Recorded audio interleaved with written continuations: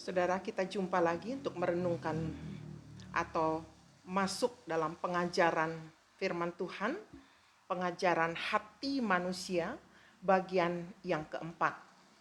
Temanya adalah respon hati yang menolak. Respon hati yang menolak.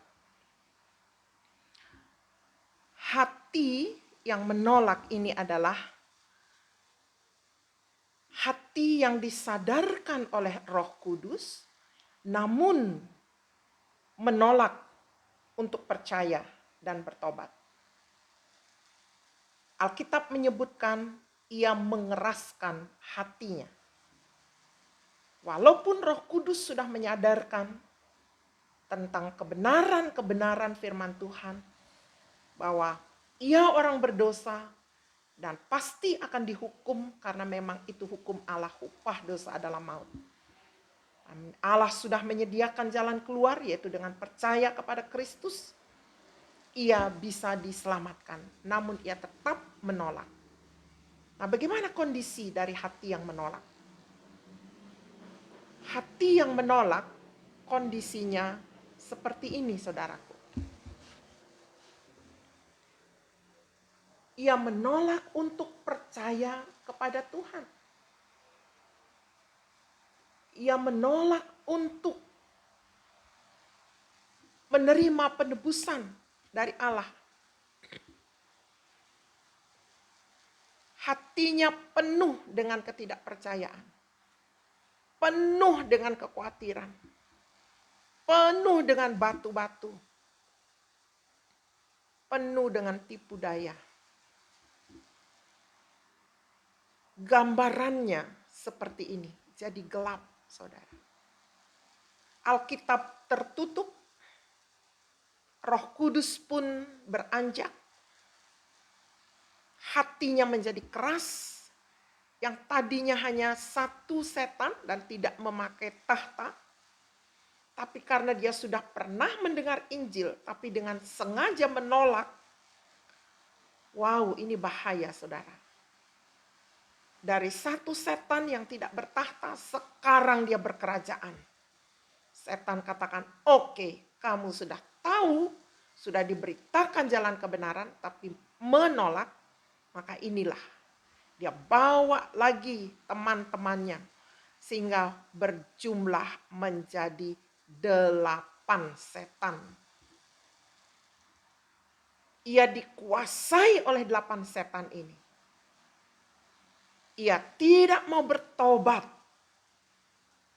Walaupun Allah sudah menyadarkannya. Dan hatinya memakai cap setan.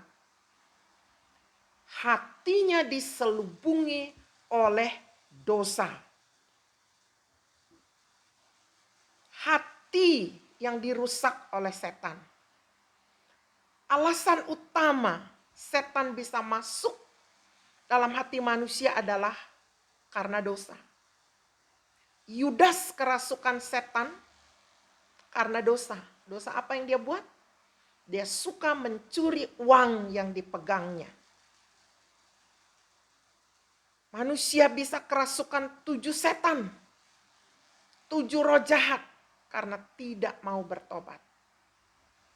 Akibatnya kejahatannya tak dapat lagi terbendung.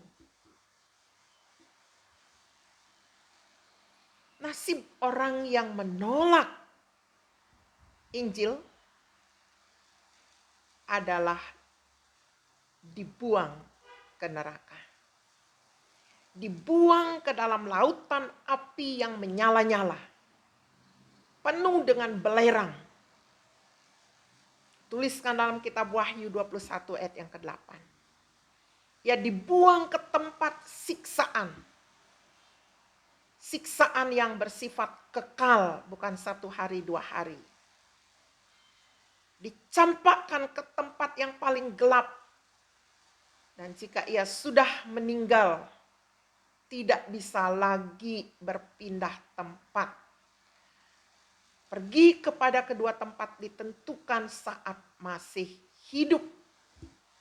Jadi kalau masih hidup, masih bernafas, buat pilihan yang benar. Orang yang menolak Injil dibuang ke tempat ratapan dan kertak gigi. Dibuang ke tempat api yang kekal yang telah tersedia untuk iblis dan malaikat-malaikatnya, serta orang-orang atau manusia yang mau mengikut dia. Sebenarnya neraka tidak disiapkan untuk manusia, disiapkan untuk iblis yang melawan. Tapi karena iblis berhasil menggoda manusia, dan manusia mau tertipu walaupun Allah sudah menyediakan jalan keselamatan, tapi tetap percaya kebohongannya iblis, ya disinilah tempatnya. Dibuang ke lautan api, dan itu adalah tempatnya iblis, tempatnya nabi palsu, disiksa siang dan malam selama-lamanya. Jadi saudara sudah tahu jelas, orang yang percaya dan mau bertobat menerima Yesus Kristus, kalau ia meninggal, tempatnya bersama Allah di sorga. Yang menolak Injil, walaupun sudah diberitakan Injil, disadarkan oleh Roh Kudus, tapi dengan sengaja menolak.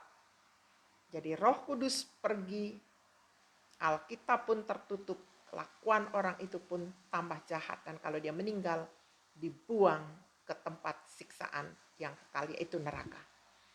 Nah, siklusnya kira-kira seperti ini. Sama-sama orang berdosa, mendengar Injil, tapi tidak mau bertobat, menolak. Maka tempat yang pantas adalah neraka.